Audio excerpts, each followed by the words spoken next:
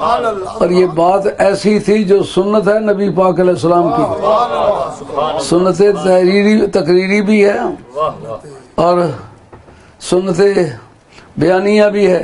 نبی پاک علیہ السلام کی سنتوں میں سے ایک سنت ہے جس کو تقریری آپ کہہ سکتے ہیں، ایک وہ ہے جو عملی ہے، اور ایک وہ ہے جو سرکار نے زبان سے بیان کی ہے، ایک وہ ہے جو سرکار کے سامنے کی گئی، سرکار نے منع نہیں کیا، وہ بھی سنت رسول صلی اللہ علیہ وسلم ہے۔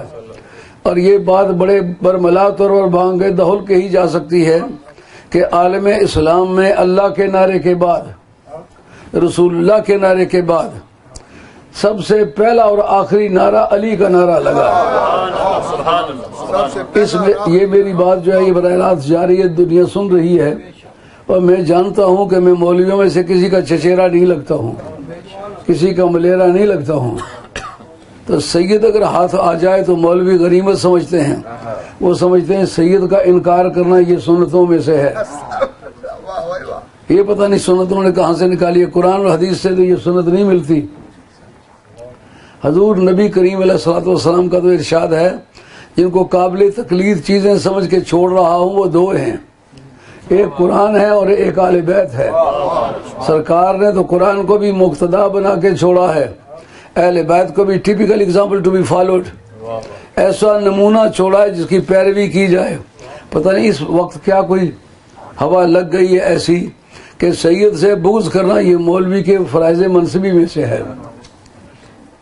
تو مجھ سے پہلے جب میں یہاں آیا ہوں تو نعرہ علی پر سخت پابندی تھی، بڑی بڑی داڑھیوں والے، ان کے نام کے چندے مانگنے والے ان کا نام نہیں لیتے تھے۔ اب وہ نبی کریم علیہ السلام کی سنت ثابت کرنے کے لیے سید محب الدین طبری آپ کی ریاض النظرہ اور میدان بدر، پہلی مرتبہ یہ نعرہ بدر شریف میں لگا اور سرکار کی موجودگی میں لگا۔ لگانے والا کون تھا؟ داروغہ جنت رضوان۔ اے رضوان، میں تم سے ادب سے پوچھتا ہوں اس کی کیا وجہ ہے کہ باقی کام مخلوق اور خالق کے درمیان پیغام لانے لے جانے کے لیے تو جبریل امی آتے رہے، آپ یہ منظر دیکھنے کے لیے کیوں آئے؟ آپ نے علی کا نعرہ کیوں لگایا ہے؟ ان کا جو آخری امیگریشن ہوگی اس پر میں لگا ہوا ہوں گا، میں چیک کروں گا۔ دشمن علی کے لیے جنت نہیں بنی، جس کے دل میں بغض علی ہے وہ جنت میں کبھی نہیں جائے گا۔ میں نعرہ مارنے آیا ہوں کہ دیکھوں کہ کون علی کے نعرے کو سن کے خوش ہوتا ہے اور کون اس سے ناراض ہوتا ہے۔ اس منظر کو دیکھنے کے بعد مجھے فیصلہ کرنے کا موقع ملے گا یہ جنت میں جائے یا نہ جائے۔ کہ یہ فارمولہ آپ نے کیوں نکالا، کہاں سے نکالا ہے؟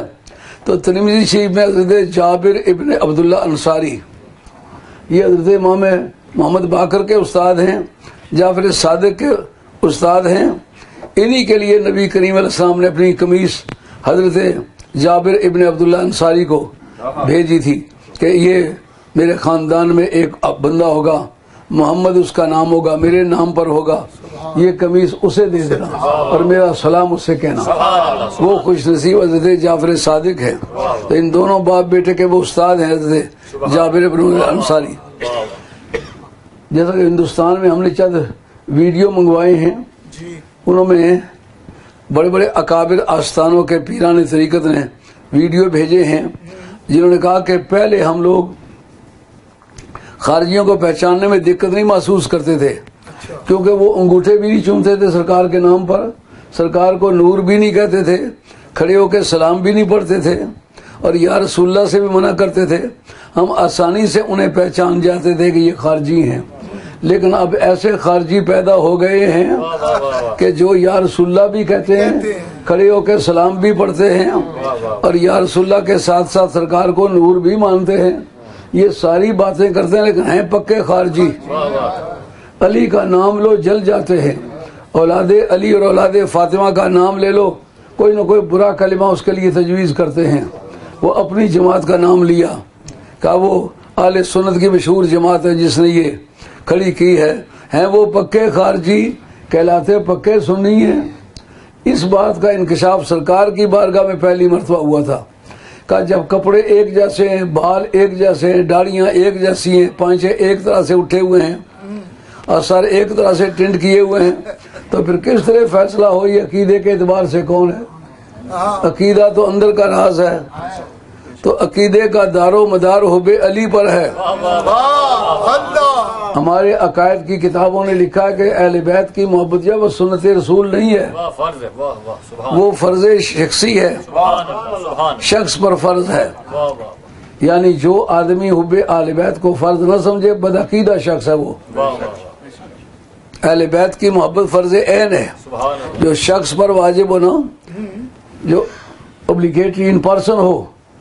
ایک ہے کلیکٹیو اوبلیگیٹری، یہ کلیکٹیو اوبلیگیٹری نہیں ہے کہ بعض اگر اس سے پیار کریں تو باقی نہ بھی کریں تو گزارا چل جائے گا۔ ہر شخص جسے نماز اپنے اوپر فرض ہے، اسی طرح اہل بیت سے محبت ہر شخص سے اپنی ذات پر فرض ہے۔